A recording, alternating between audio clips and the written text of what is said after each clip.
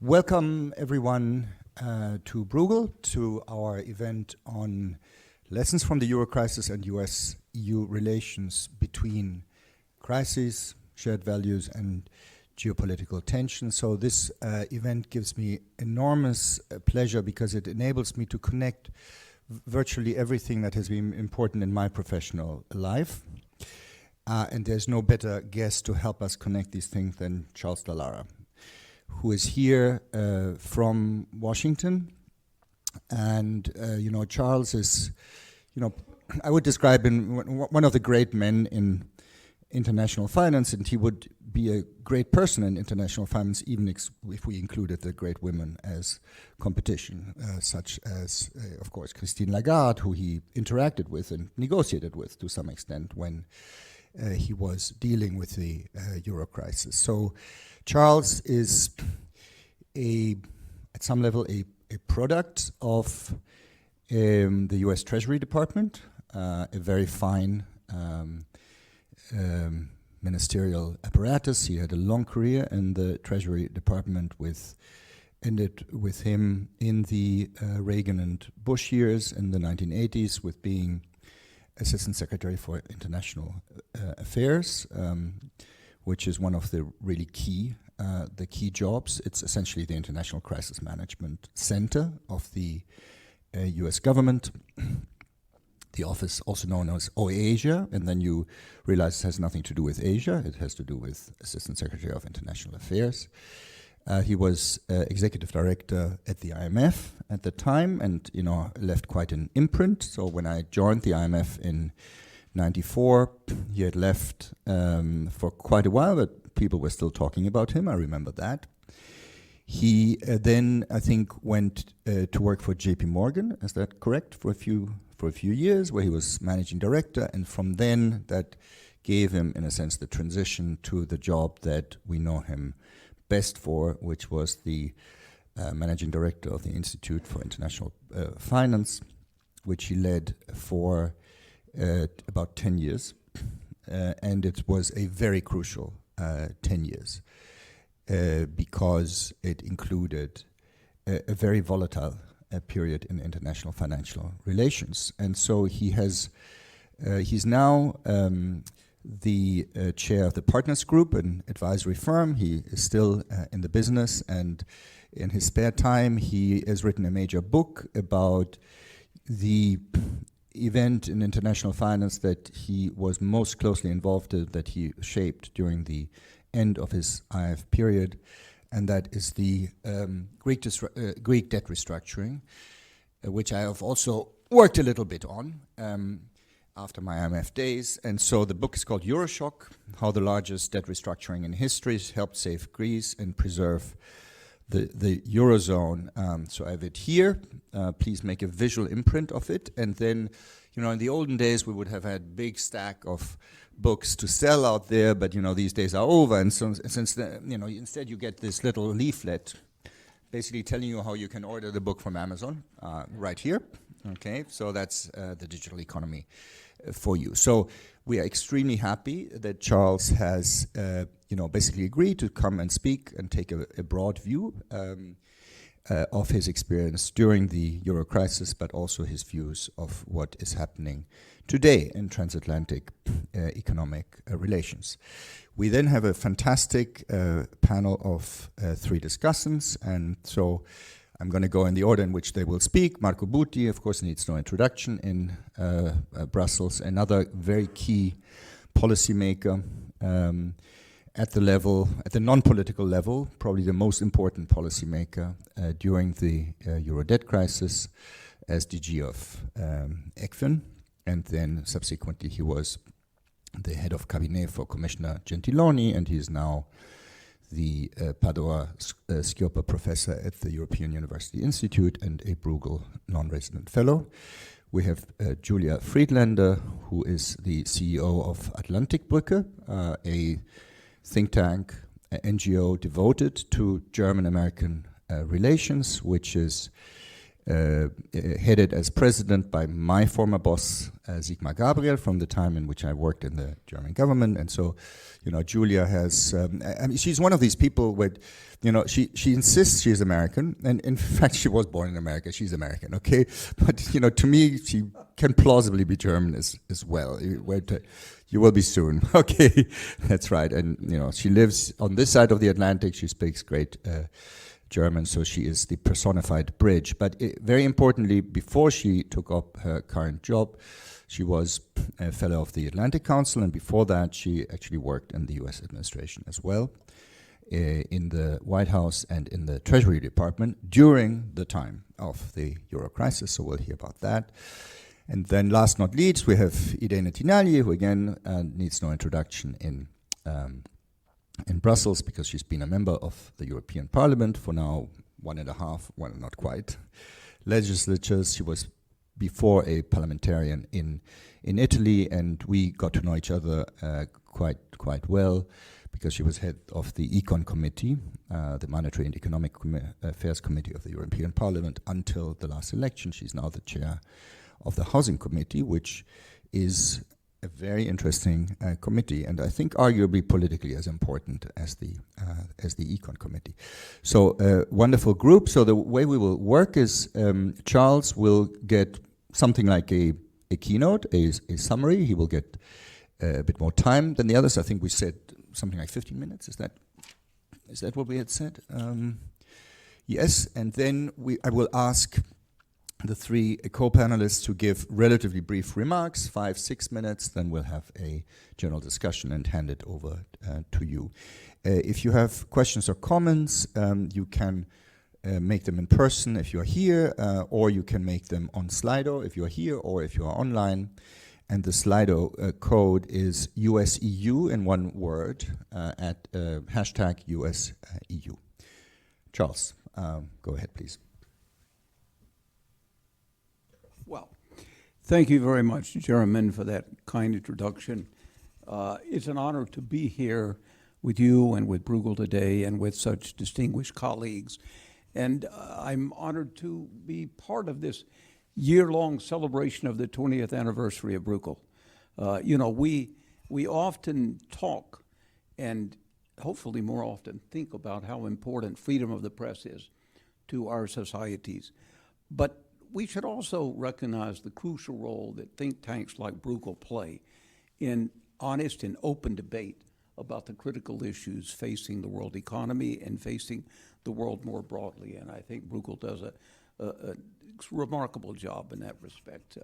Let me also take a moment to thank my two friends, Ambassador Jacques Peterloo and Ambassador Rita Adam, both distinguished Swiss ambassadors for their role in facilitating my joining Bruegel here today. Let me start with the Greek or Euro debt crisis, which even though it was only 15 or so years ago that the Euro crisis began to rise, it may seem like a bit of a distant memory to some today, given the chaos that surrounds us. But I think it's important, though, to recall some of the core facts of this crisis in order that we can still try to distill the lessons that need to be learned from this crisis. The crisis actually erupted initially, as many of you will recall, in Ireland. And that goes back all the way to 2008. It then spread to Greece, Portugal, Italy, and Spain. And after the global financial crisis, which was so severe for the entire world economy, Europe began to struggle with the sovereign debt and real estate problems of these countries, and it affected the overall economic outlook for Europe as a whole. Now, I got pulled into the Greek crisis in particular in the spring of 2010. You may recall that George Papandreou was elected Prime Minister of Greece in the fall of 2009. Nothing unusual about that. The Papandreou family had been in and out of government for decades. What was unusual, however, is that soon after he became Prime Minister, his finance minister, George Papakonstantinou, who Marco knows very well, working with him at the EUI today, announced that, the fiscal deficit that had been reported of Greece of 5% was actually 8%. And the markets yawned, as markets are inclined to do. A few weeks later, George had to go back in front of the press and announce that the deficit wasn't 8%, it was actually 11%. Within a matter of a few more weeks, they announced that, it looks like our deficit this past year is coming in closer to 15%. At that moment, the markets froze, said no more credit for Greece, and Europe began to scramble. The first phase of the scramble was an attempt by Greece and Europe to manage this crisis on its own. Now, Marco was at a senior position in the Commission at the time, and he can speak with more authority than I can about how it appeared from inside the Commission. But for those of us in the markets, we were increasingly concerned that this would not work. So the second phase, which came quite quickly, was a phase involving the IMF. There was a growing perception that IMF credibility, IMF funding, IMF advice was needed. However, one thing was still missing, and that's where the private sector was pulled into this. Can we stabilize the Greek economy without a debt restructuring? And here, I've been involved in sovereign debt restructuring for much of my career, but here I was pulled into one of the most remarkable sequences of events that I've ever experienced, where there was what seemed like an interminable debate over whether or not Greece's debt needed restructuring. There was clear division within Europe, particularly the ECB had a strong view that restructuring is verboten. We cannot allow a member of the Eurozone to restructure its debt. Political forces were moving somewhat in the other direction. And those of us in the markets were increasingly concerned that as Europe debated the fate of the Greek economy, the overall tensions in markets were growing more and more extreme. The bankers and creditors that I represented at the time had tremendous exposure to Greece. They had had such fun during the first decade of this century, lending tons of money to Greece without doing hardly any risk management. And I would underscore that. They just saw, I'm buying German risks with Greek returns. Why not?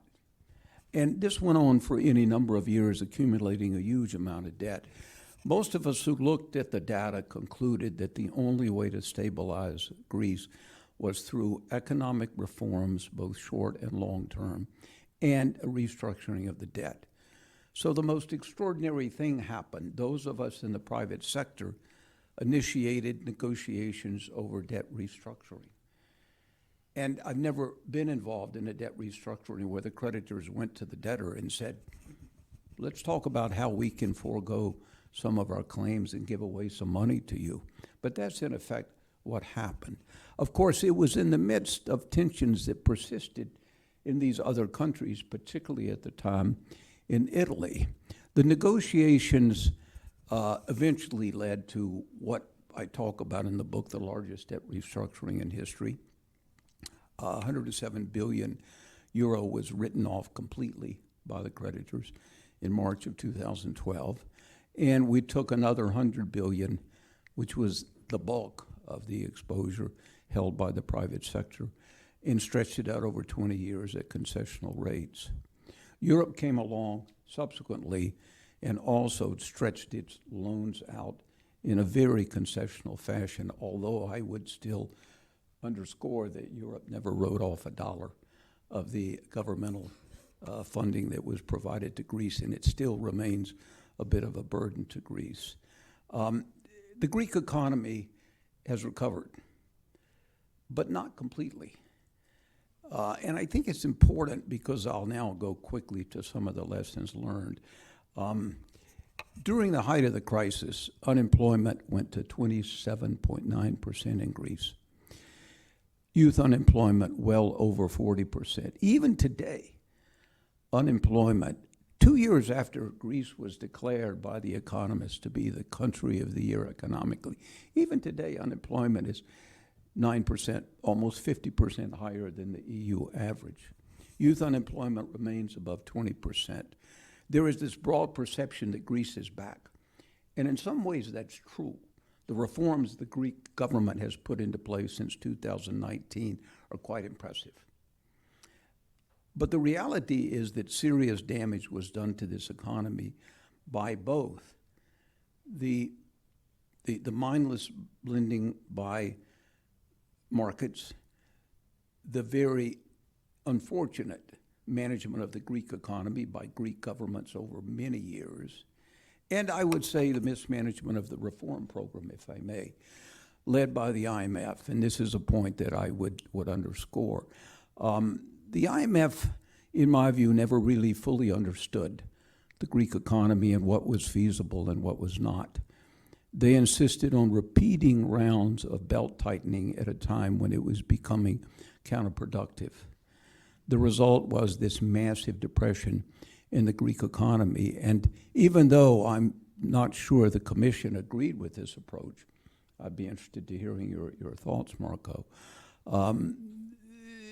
It seemed that the IMF was under a strong influence from the German finance ministry.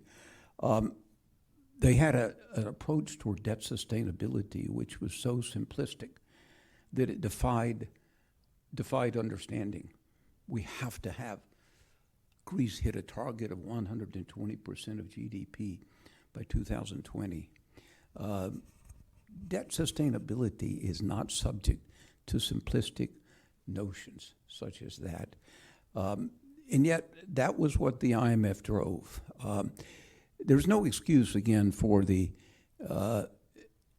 quite frequent mismanagement of the Greek economy by successive Greek governments. If you read, there's one chapter in my book that sadly underscores that in its 2-century history, and the Greek government as we know it today, the Greek country, the Greek Republic, is just over 2 centuries old.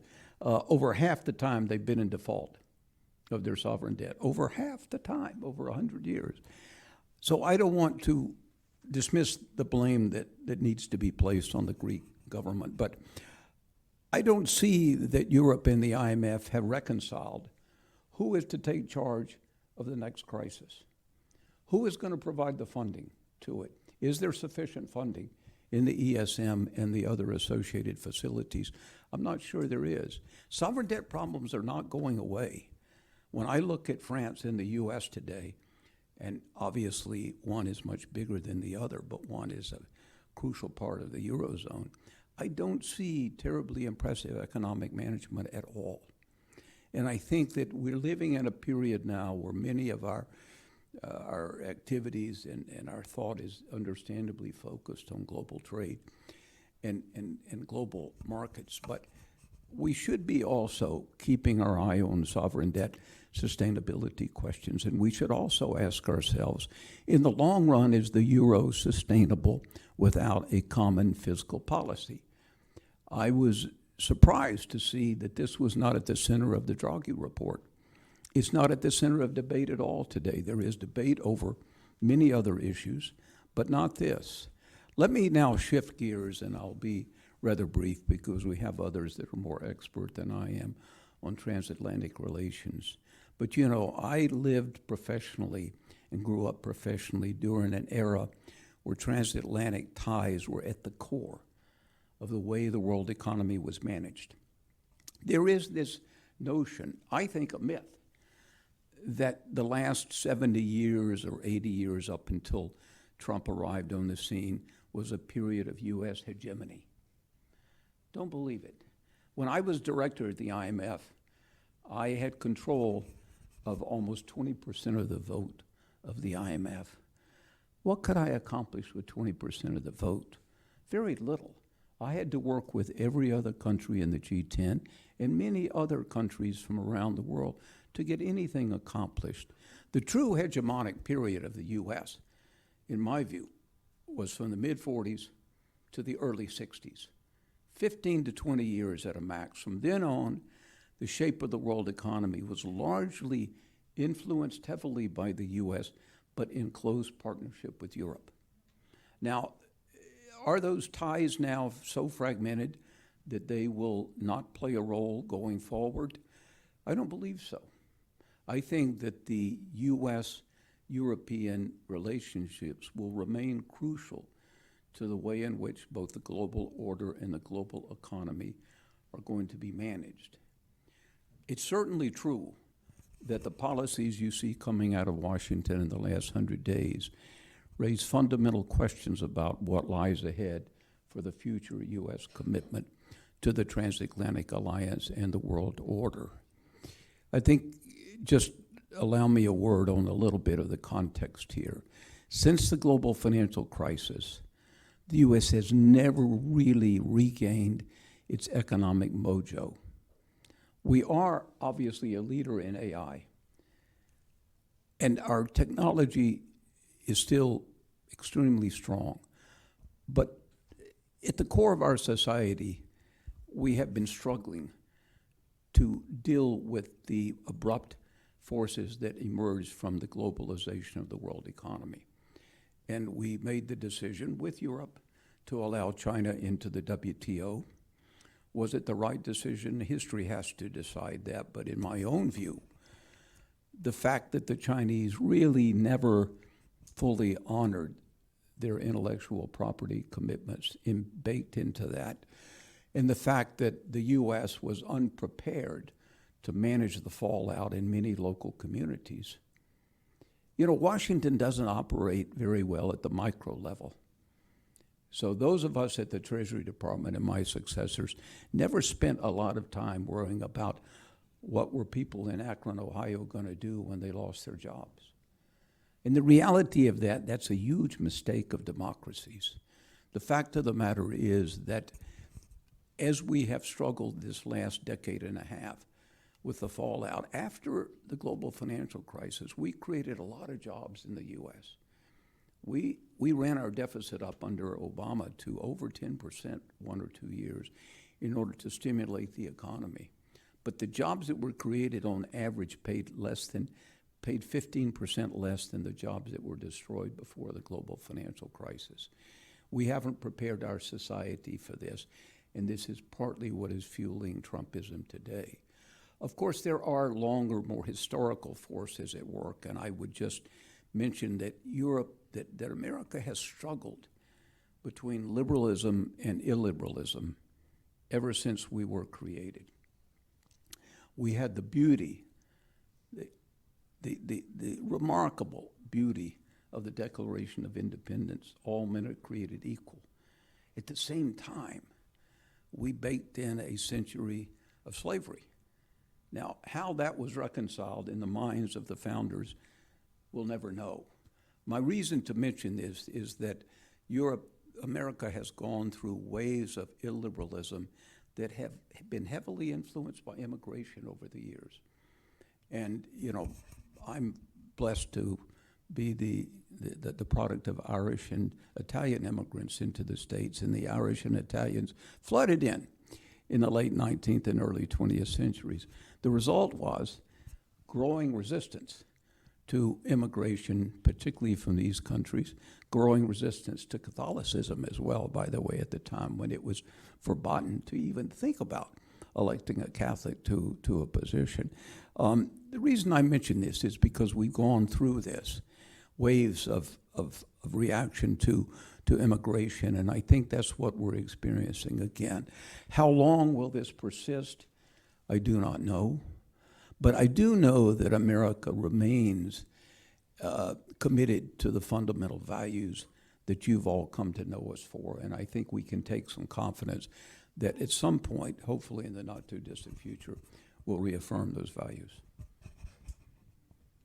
Thank you so much, Charles, also for reminding us that one can perhaps interpret what is going on now in the U.S. as a cycle rather than as a structural break.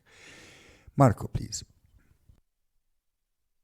With Charles, very fond memories. I mean, as time goes by, one remembers in a bit of a romantic way. It was not romantic at all, I have to say. But this, okay, Charles, okay, you introduced him, Jerome, very well. So we worked, very closely with, in extremely difficult, agonizing times. I mean, let me just offer a few comments about Greece and the sovereign debt crisis, and then maybe I finish with one or two comments, throwing the ball then to Irene and Julia for on the transatlantic issue. I mean, one thing that I asked myself since the very beginning is that had Greece not been the first country hit by the, by the storm, what kind of crisis we would have had in Europe? And I think basically, we would have had a pretty different crisis. Greece tainted let's say the look at the way of looking at the crisis in two ways. One is that, as Charles recalled before, all of a sudden we discovered they were cheating on the numbers. So I think you can tell many things to Germany in particular, but not that you come all of a sudden and say, look, these people were lying. So this instilled the paradigm of the moral hazard, which affected the whole management of the crisis. And with the moral hazard, okay, you can say that in a kind way that, okay, you have to teach the country not to misbehave again. In the less kind way, you have to say that when you go to the parliament, you have to extract a pound of flesh. Red meat to those more reluctant to help. So this moral hazard element tainted the whole crisis. And in a sense, when we came to COVID, it was evident that it was a different type of dynamics, different type of shock. So we responded also in a different way. The second feature is that we looked at the crisis through fiscal lenses. So it was clear that it was a fiscal crisis, a fiscal shock, even though when us first went to Athens and we entered some ministries in the first mission, and we asked the minister, okay, but how many employees do you have? There was silence. So they were not able to tell. So there was an element there of things being out of control well above the issue of fiscal crisis and public debt and deficit in the first place. So I think had we had maybe Ireland coming in, or even Spain with both with the issue of banks, I think we would have had a different handling, and I'm not sure, maybe even we would not have benefited from the helpful charts eventually. Now, we were keenly aware in the Commission that we were ill-equipped to deal with such a crisis. I mean, we were a committee-based, surveillance type. We go through the committees, EFC, Euro Working Group, the EPC, and we do, committee-based monitoring. We did not have the expertise to have hand-on missions in the member states. So that's why it was inevitable eventually also to appeal to the IMF, and this was Commission-specific issue. And then, in terms of the construction, we did not have the tools to handle a crisis of this sort. So the risk of spillover, contagion effects, externalities of all sorts, I think dominated the debate. In a sense, when the debt restructuring, I mean, the debate started early on in the crisis, but it came to fruition only later on, 2012, when we were somehow had put together the infrastructure to at least limit somehow the risk of contagion. By the way, things did not go away, because when the Brexit resurfaced 2014, and then it came to the trenches in July 2015.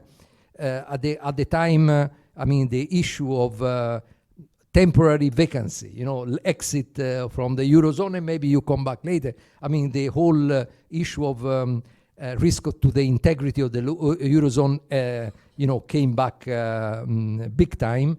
And I think that at that time, I think is beyond the time of Charles there.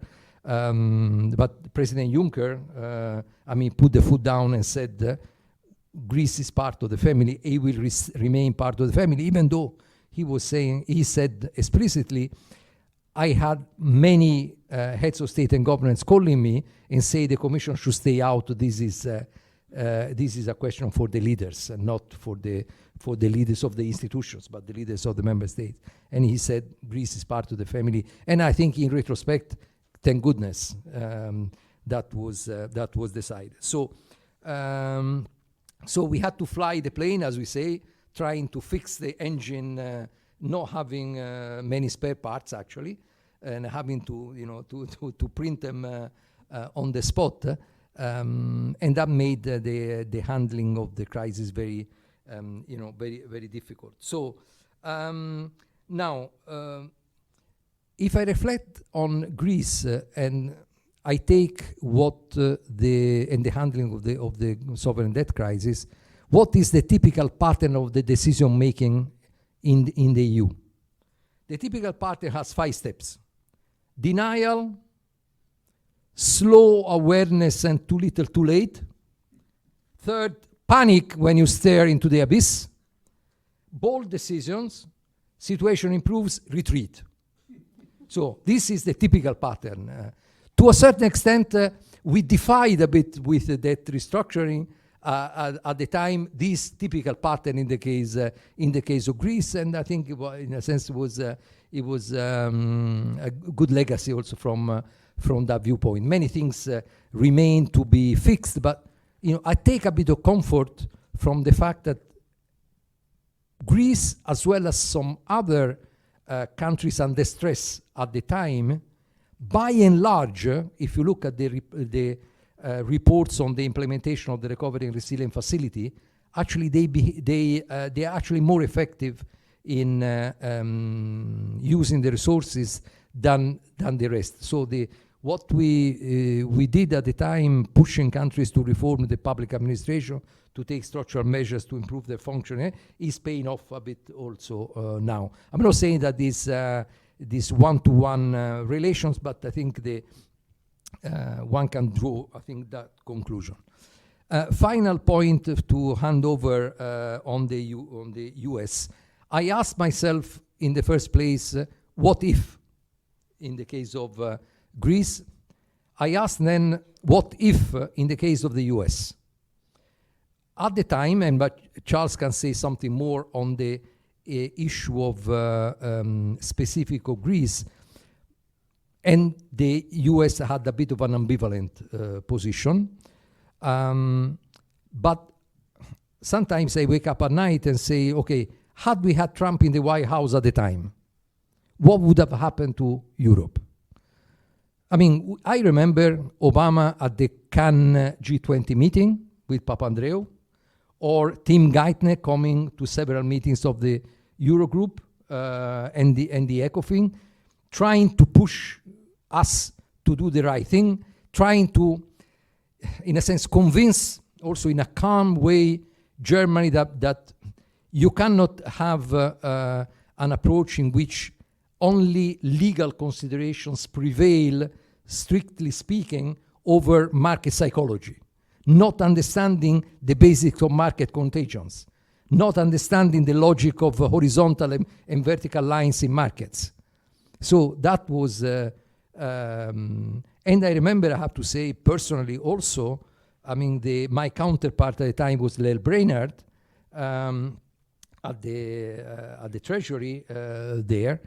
And in a sense, we tried also with all the difficulties and limitations on our side to work together to try to create the conditions or to push Germany and others to acknowledge, the difficulties and the need to cross red lines, which, eventually with a bit of troubles were done again too late. But I think this element of behind the scene complicity, I think, was an important dimension in handling the crisis.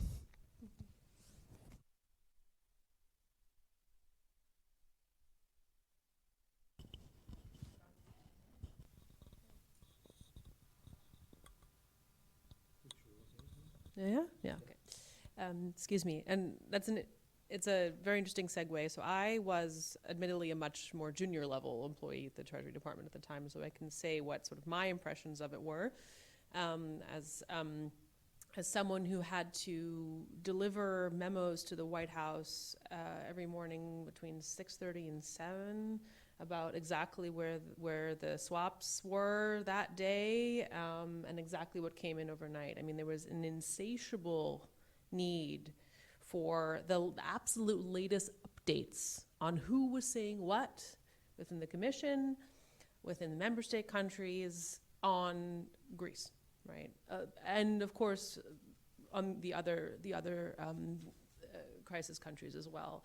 But I saw this, and of course, I mean, okay, I knew I had to get up at 6 o'clock every morning and deliver this thing.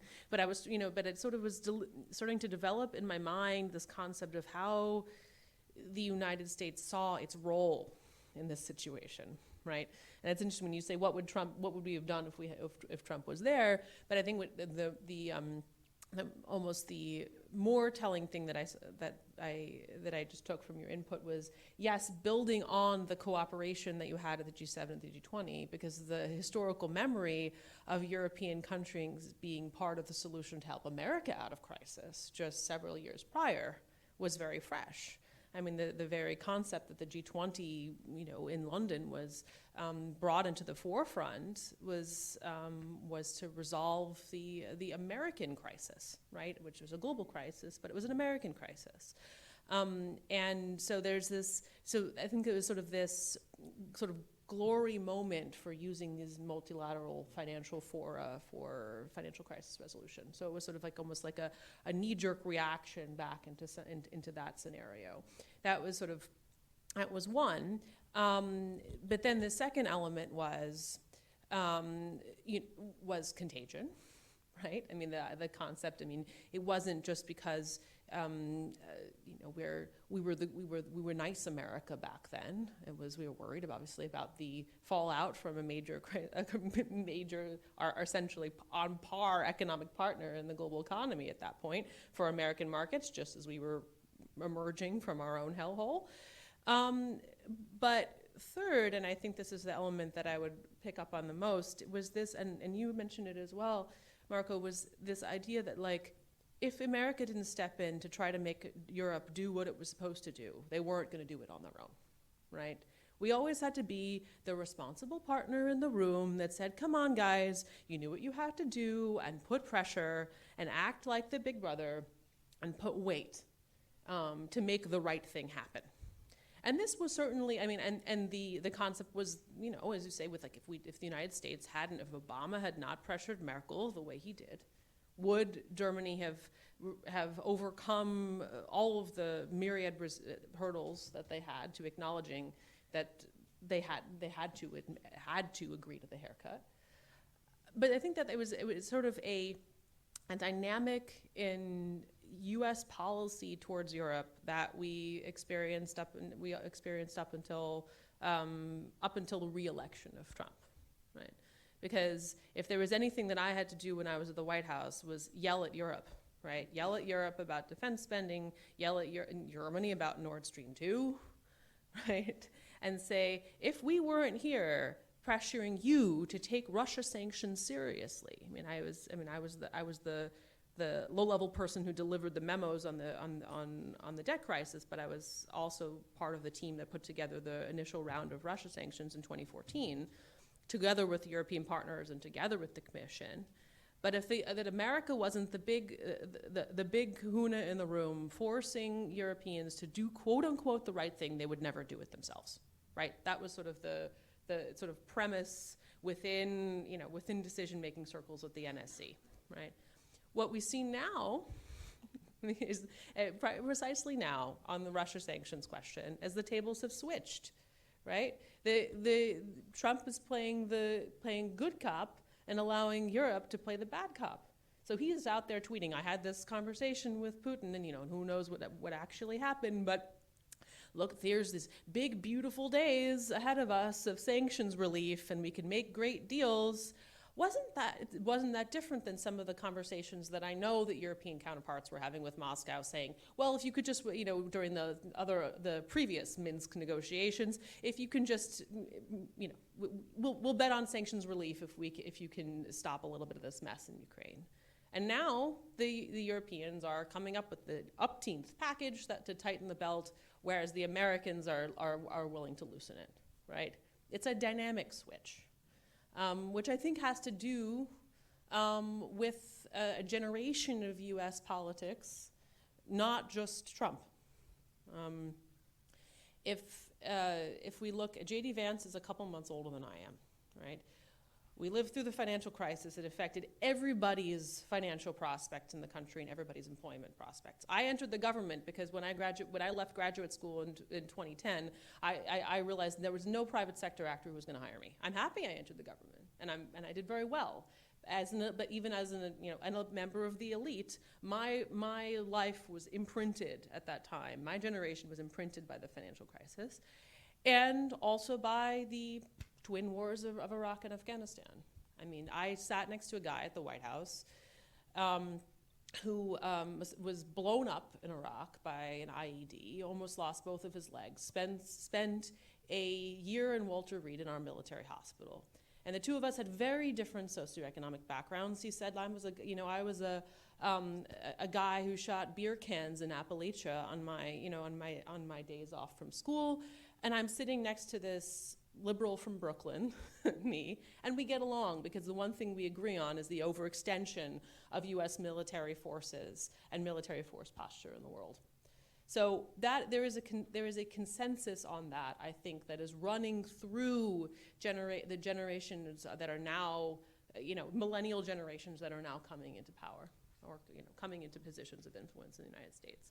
And so we're going to make the transition from we have to be the ones to make the Europeans responsible. We are the indispensable one. Aren't we so great? Without us, sine qua non. To our expectations of an equal partner on the other side of the Atlantic is that they come to the table with solutions and we negotiate these things out together. Because I agree with Charles that there is a fundamental cooperational core in America with Europe that will not go away, but it will be on a different basis. It will be on a basis over the horizon of equal partnership. And so as much as it pains me to see all of the threats that come out of the Trump administration, and again, all of the associated geopolitical risks and unintended consequences that could come out of this, either in debt markets or in trade, of course, but also in geopolitically in military terms, it almost gives me a sense of sort of hidden optimism as an almost German. You know what I mean?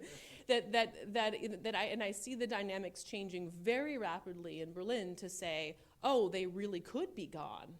Well, what do we actually have to do to improve our force posture? How are we actually going to go to the table in NATO and say this is the German contribution? We're not just going to wait for the Americans to come and say this is what we need from everybody else. And so, at the same time as it is a very dangerous moment, it is also a very promising one. And I think that I will end with saying, sort of trying to get behind, because I was in the room with Trump a lot of times on this Europe is worse than China comment, and the negotiations that ended up producing the last ceasefire and trade in July 2018 with Juncker, was that he's really, he respects tough leaders. And so when he says Europe is tough, Jean-Claude is tough, it's because, of course, the European Union is going to be the hardest trade negotiation to wade through as peer competitors. If the EU wants to have a trade negotiation with New Zealand or Vietnam, welcome, please go ahead. But if the comparative advantage there is so clear, then it's a much easier agreement to come to the table with.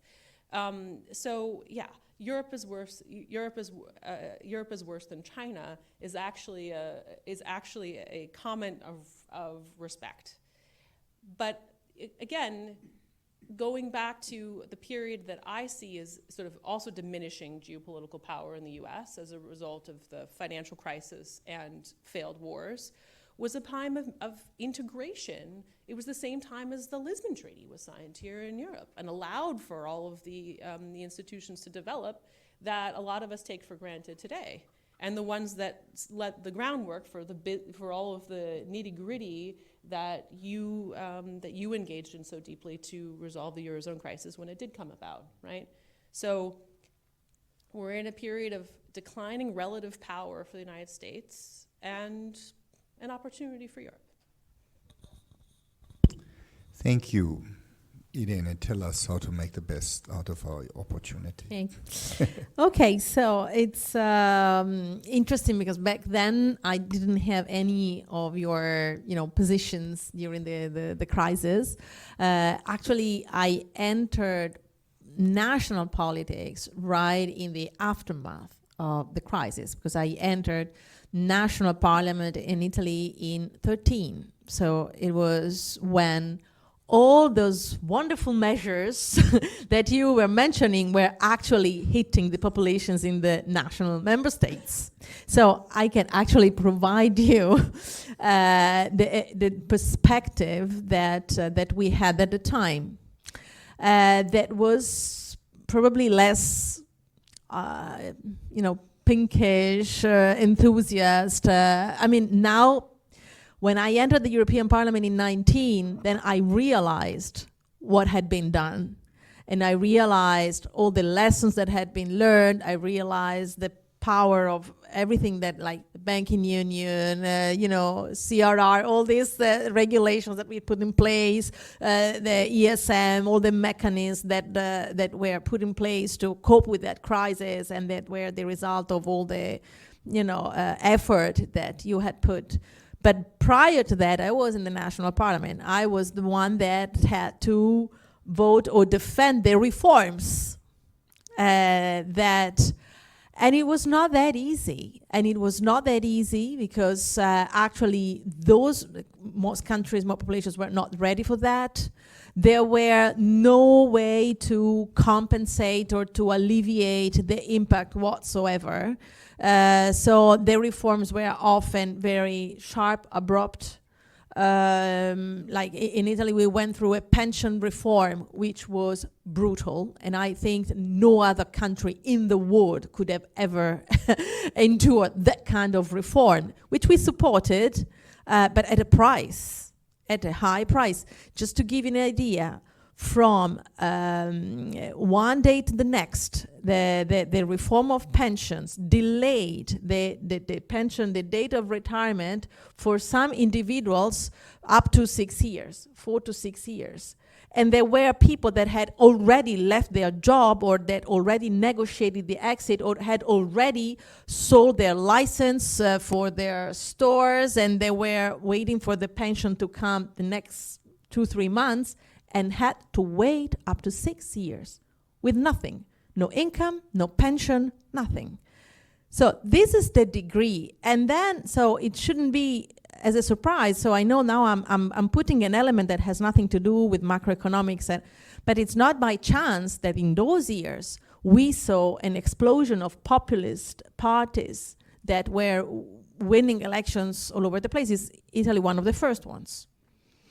And this is the kind of reaction. And then we had a government like 5 years later that in 1 or 2 years basically vanished almost all the savings and the reforms that we had done a few years before, trying to, in some cases it was, temporary,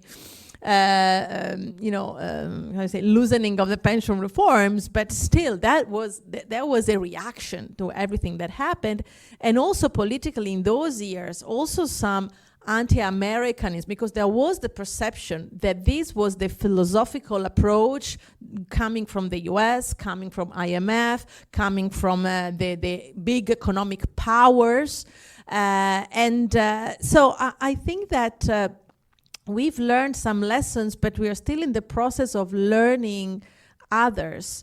And that is, yes, we should have rules, we should have tools to cope with the crisis, we should have better coordination and everything, but we should also have a common, fiscal policy that can allow us to intervene and mitigate certain downturn. We would need more counter-cyclical instruments at the European level, not to leave all these countries alone when we are facing a crisis, whatever is the source. And back then, maybe it was the reaction was more, the tough reaction in a way was also justified by the sense of guilt. They were cheating on the numbers. But sometimes there are crises that are nobody's real fault. This is what we experienced with the COVID crisis. And by the way, that was the moment where I think Europe made a jump ahead and started to realize we need to do something together, because alone the member states cannot do. We are not equipped. So it's unbelievable, Marco, the process, the pattern of crisis management that you described, the denial, the slow awareness, the panic, is exactly the same that we lived through the COVID crisis. There I was chairing the Econ Committee when the crisis, the COVID crisis arrived. I had been chairing that just for a few months. So I was the first to panic. So in my case, the first reaction was the panic. And I remember calling Mario Draghi and I said, I'm panicking, what do you think? What should we do? But that was exactly the same. So at the beginning, it was a denial. No, this is an Italian crisis because COVID is only appearing in Italy. So, we are so sorry for you. Maybe we can help a little, but it's your own thing. Then there was the awareness that maybe it was not so easy to keep it in Italy, and maybe the awareness that it was a European issue. And then when we realized the dimension, and there were thousands and thousands of deaths, and we didn't have any clue how to deal with that, panic. That was the real panic. And also because we realized that as Europe was entering lockdown, we were not equipped to deal with this kind of economic crisis that would come out of that. And then the bold decision, the next generation, the common bonds, and all these things. And then 1 year later, when things started to get better, the retreat. So no more recovery funds ever. Maybe it was not even such a good idea. Show me all the bills of all the euros that you've spent. So everybody trying to get, So I think that, we are not so good at learning all the lessons that we should learn. And of course, also we need both things, but we need, of course, looking at the numbers, but we need also the instruments to be able to react. And I think that as you said, the common fiscal policy is the first thing. And I wonder if not now, what else should happen? And this would help us also to have, I derailed maybe a little bit, but I think this would help us to have that au pair relationship with the US. Because this kind of, you correctly mentioned, equal partnership. We cannot have an equal partnership as long as we don't have a real common fiscal policy, a real budget, a real capacity to take decisions. This, of course, entails changing the treaties. It entails getting into maturity.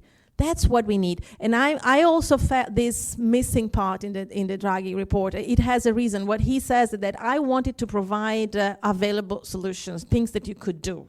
And I know how difficult it is to change the treaties, so I don't want to push too much into something that is not feasible, because I wanted to convey the urgency, but I couldn't say it's urgent and then propose something that will require 10 years to be done. And I understand that, But I also understand that we can't delay anymore, and we need some deep reform. I always compare, so this is the last thing. What we are doing, it's like, when kids play with Lego blocks, the Lego, blah. So every time, the foundation is always the same. We are building something. I don't know, we are building this union. The foundations are always the same. Every time we have a crisis, oh my God, I want to add something. I want to add the ESM. I want to add the X generation. I want to add the capacity reaction. But we are not reforming the fundamentals, the foundations. So if we keep on doing this, eventually it will fall. Everything will fall. So we need to go at the foundations and build something larger, bigger, and more solid. And in this way, we can relate au pair. We can negotiate on tariffs, on everything, but in this way we keep being very fragile. Okay, excellent. So, wow. First of all, this has gotten a lot more personal, not just from Charles, but from everyone else than expected, and that's great, because when you get personal, you never bullshit. It's always authentic. So I want to make just two little points, which are at some level also personal, in reaction to things Charles said, and then I will ask you two more questions. So the two little points are essentially in defense of, the IMF, the Germans. Okay, so I'm a German, but not a very typical one. And I did not work, actually, at the IMF while this was happening. I was outside. The point about the IMF is that, Charles' critique of what the IMF was trying to do at the beginning is well taken, but remember that the IMF really fundamentally learned from this experience. It subsequently completely changed its lending framework for large-scale lending, the so-called exceptional access framework, to basically get out of this all or nothing of having to either completely bail out a country or ask for a harsh restructuring. That was a reflection of that. And it also completely changed its approach to debt sustainability analysis, focusing much more on flows and gross financing needs. And if anything, it took this approach too far. By the time I was sort of paying attention to Greece with like 2014, 2015, the IMF actually took the view from then, and for several years until I was the senior reviewer on Greece, and then we changed also that Greece could congenitally somehow never produce a primary surplus that was greater than 1.5% of GDP, which was sort of, in a sense, overreacting to the initial excessive austerity.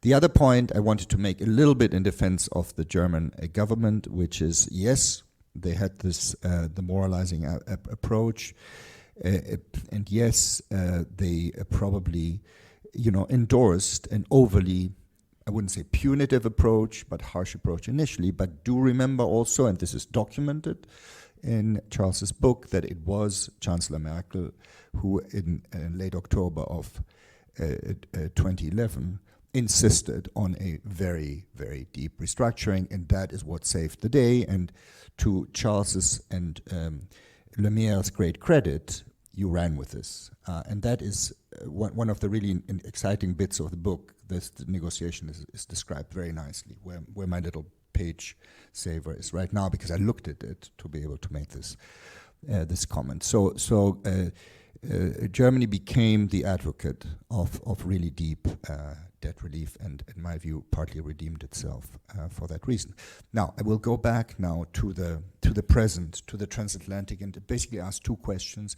Everyone will get a chance of you to answer it. You don't need to answer both, and you don't need to answer any of them, but you can pick. So the first question has to do with a bit of whether we Europeans, who are now, in a sense, if you wish, the more mature partner, we were not necessarily at the time of the Euro crisis, can do anything to, in a sense, repay the US, who are clearly going through a difficult period. And by repaying the US, I mean doing something that instills more maturity and lets them flip out of their current cycle. Like Charles said, it is a cycle.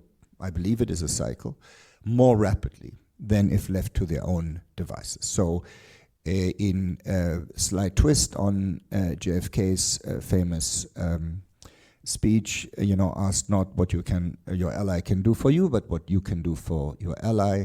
What can we do to help the US along? And by that, I don't mean that we necessarily should be nice to the current administration. I mean, maybe some sort of tough love is the right approach. And, a very concrete question in this context is, what is the right approach if the negotiations on the tariffs fail?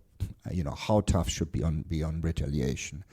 Because clearly, this is a way of also influencing the political cycle in the US, which may be one way of showing tough love. So this is my first question. My second question is, we talked a lot about how, both the global financial crisis, which originated in the US, and then subsequently the Euro crisis, were eventually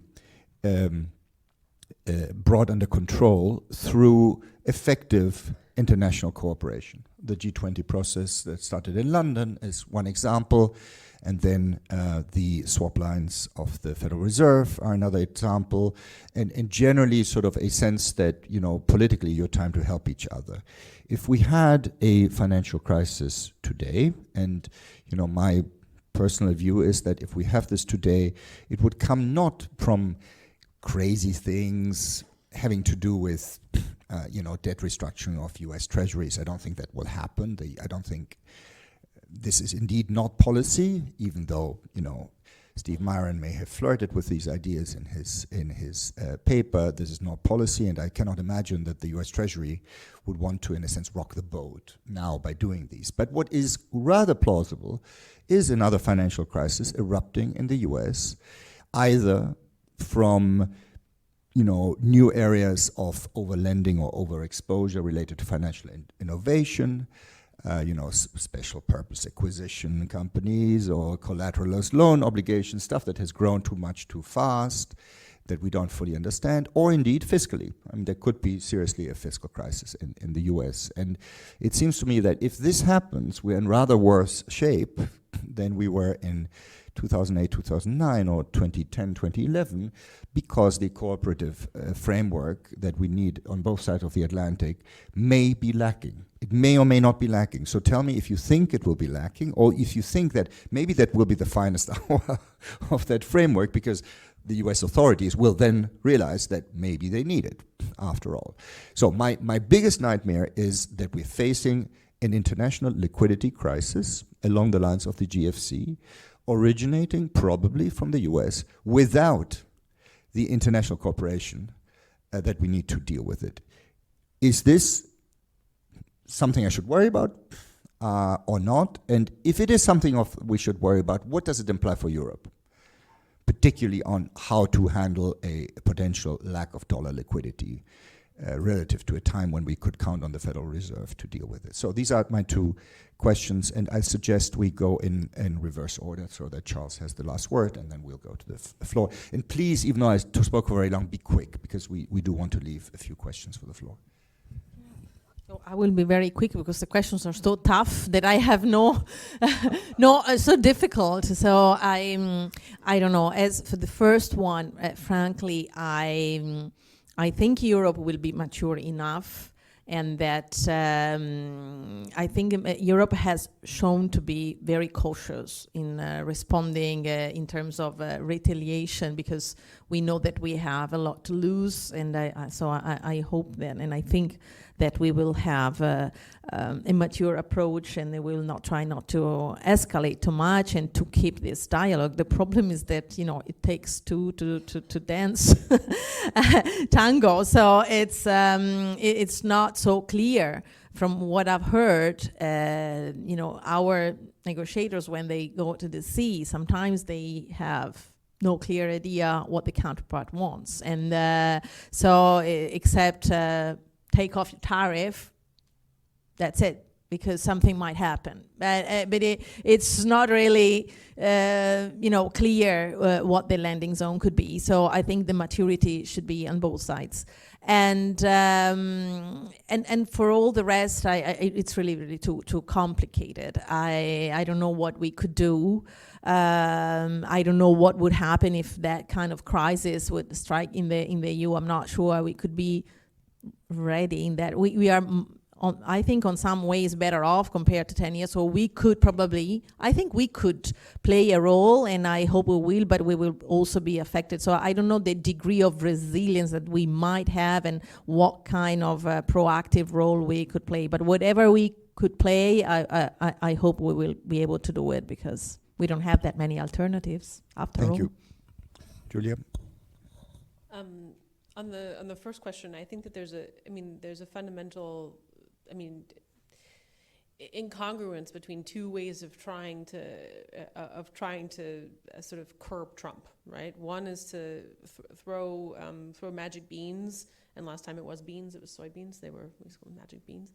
But find the trigger to the little special pot of money that's going to get him to just call the whole thing off, right? And that's sort of but a lot of those special trinkets are exactly the ones that you could also deny the United States in a form of retaliation. So I think in the context of refusing to buy or buying more fighter jets, right? So you kind of have to choose, well, am I going to try to sweeten the deal by selecting some key elements and digging down into American markets, or say no, as a form of reprisal, I'm going to say, no, we're going to cancel those orders. You can't do both at the same time.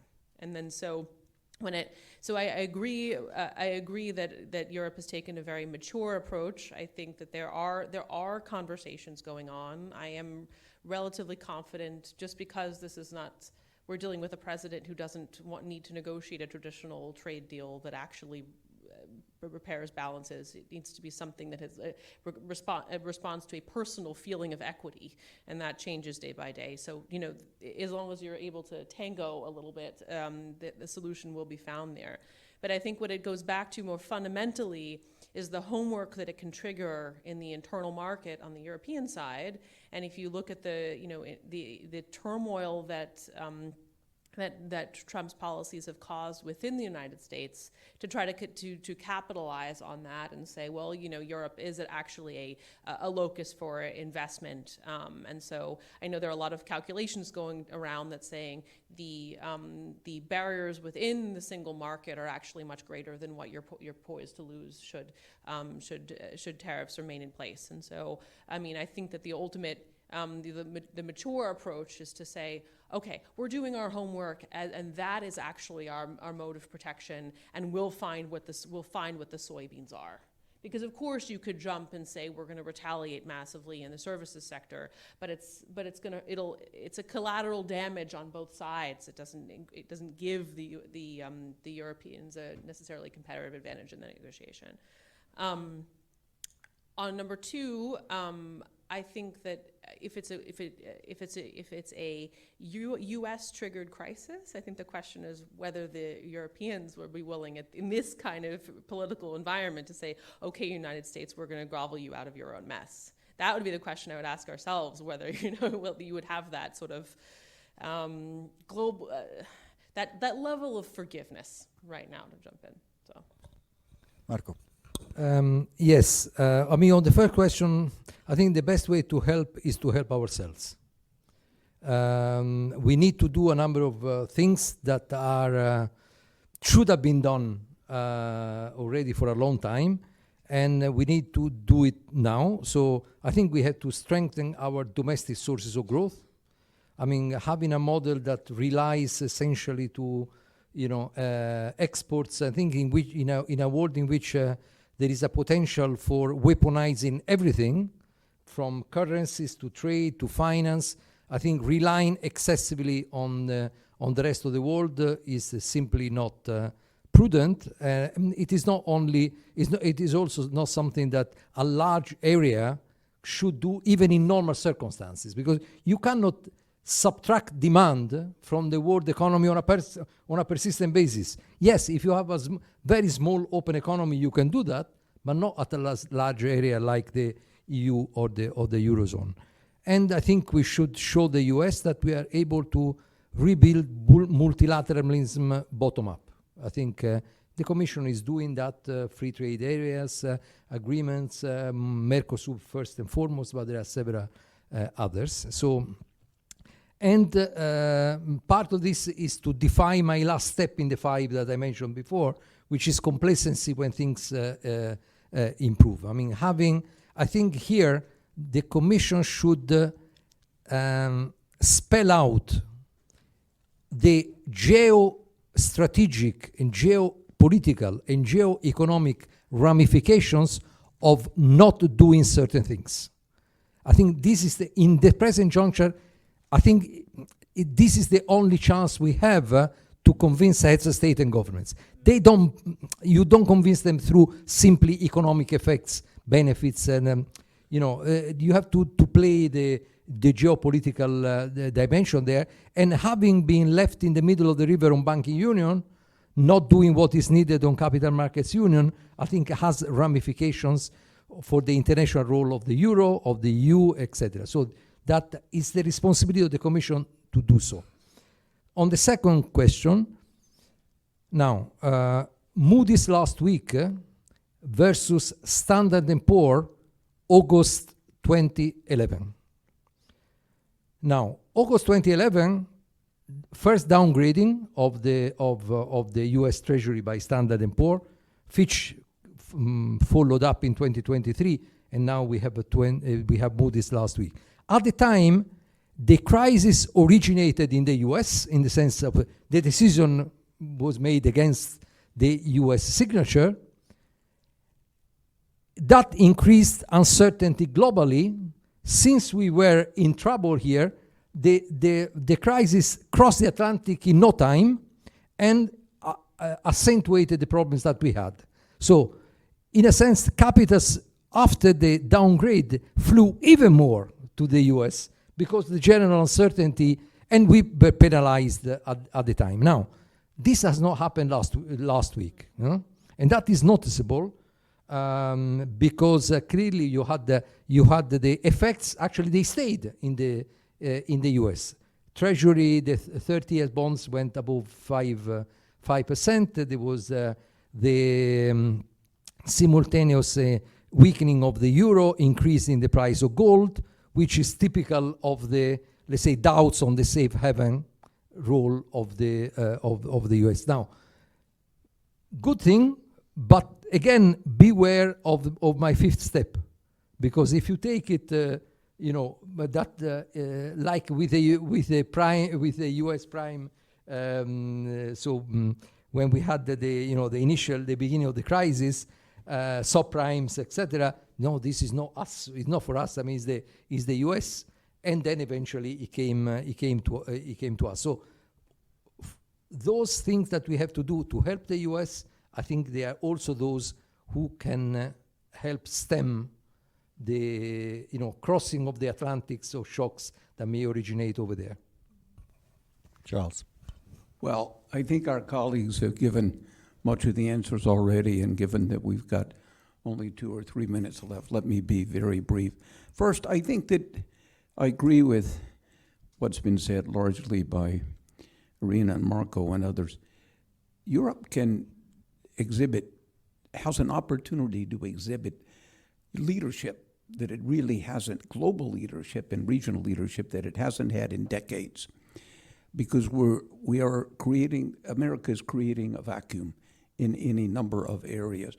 First, take care of your own problems at home. I mean, I think it's rather discouraging to see that in 10 years, 15 years, banking union is still not done. Capital markets union is still not done.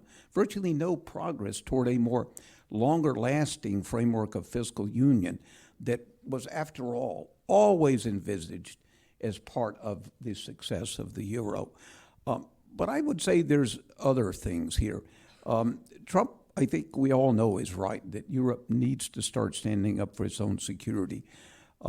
First of all, we see the opportunity arising just now. I was encouraged to see that Europe is considering additional sanctions against some of the the ghost ships and in other areas as well. You know, why is Europe still buying a lot of Russian gas when you've got these floating LNG facilities in Europe that are not even being used to import gas from America? I find it inexplicable. Why is Europe still debating the additional sanctions against Russia, hoping that the Americans will join? Take decisive action in your own leadership, in your own interest. Why is Europe still dithering on the issue of seizing Russian assets? This has gone on for 3 years now.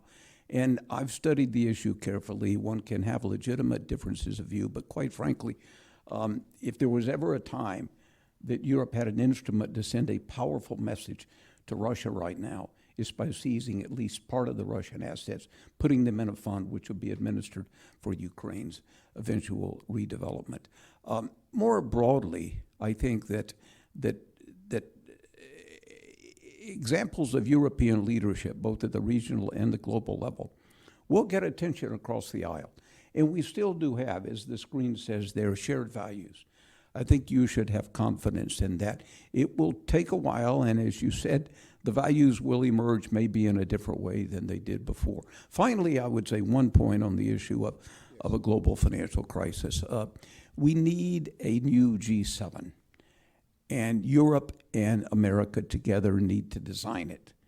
It needs to be, we need a new steering committee for the world economy, and it's long overdue. And it needs to be the US, Europe, China, India, Japan, the UK, Canada, full stop. Get it going, have discussions. You know, these trade problems that we talk about, fixating ourselves on tariffs, we know they're part of a broader set of macroeconomic imbalances. We can't expect every politician to understand that, but we can't expect that the technical leaders of these treasury departments and these central banks know that and understand that. In order to address currency issues, in order to address the underlying imbalances. And we have a huge trade deficit with Europe today, and Trump focuses on this, understandably. $225 billion, but we have no current account deficit. What does this mean? How should we really think about this? This takes a more considered, a more wholesome, a more fully framed set of discussions among the leading economies of the world. And I know it's difficult politically right now, but you've got to have China sitting at the table, and you've got to have India sitting at the table. If you want to cope with the next crisis, this is what has to be done to prepare for it. Excellent. So we are basically out of time. I will still make good on my promise and allow 1 or 2 questions from the floor, if there are. Yes, go ahead and introduce yourself. Thank you. I'm Giovanni. I'm a student. And my question is for Mr. Dallara. Do you think that there are similarities between the European austerity measures in 2011, 12, 13, and Trump's, I guess, dismantling of the federal state? Because both are done in, I guess, a kind of ideologically driven way. Anyone else?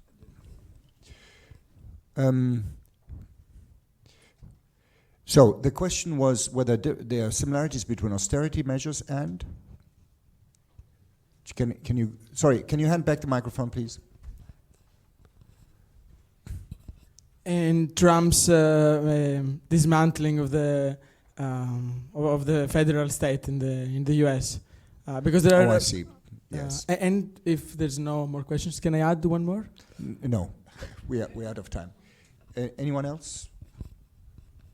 You know, otherwise we have a slew of questions essentially on the ability of the Eurozone to withstand a crisis, whether it has improved. Now, I think to some extent this has been answered, right? So I think the answer is that yes, it has improved, but the long-term basis for productivity and growth and prosperity have not improved to the extent that they should have, right? So I don't think we can. So any final remark from you, and then we will close it. I think the analogy was about essentially reducing the size of the state, right? And undermining the state, whether it can be done through by having to cut it down, as it was in the case of Greece, or whether it is by undermining institutions. That was roughly the idea. So whether what is happening now, Doge and so forth, is in fact the equivalent in the US of possibly ill-considered austerity during the Greek crisis. Well, I think this coming from a rather different perspective. I think that there's no bureaucracy in the world that can't benefit from some slimming down and from reduction in his forces. But I don't think Doge is the way to do it, with all respect, because it is not being thoughtful, it is not being analytical, it's not being targeted, it's not being laser-like. And that's what you need to do. You can't simply eliminate jobs of all the young people you've hired in the last 2 years because they're least protected. You lose a tremendous amount of young talent in doing that. It's very different from what was imposed upon Greece in terms of austerity, where you had endless rounds of fiscal adjustment. What I would like to see in the U.S. is a serious medium-term path toward fiscal adjustment. Because if we don't get there in the next few years, the markets will force us to. Thank God for the markets, because they will probably sooner rather than later, and perhaps within the framework of Trump's term here, the markets are going to force some consolidation in the U.S. Best it be done in a planned and thoughtful fashion, in my view. It'll be much more orderly for the world economy. Amen. And thank you very much, Charles. Thank you very much, colleagues. It was a fantastic discussion. Thank you.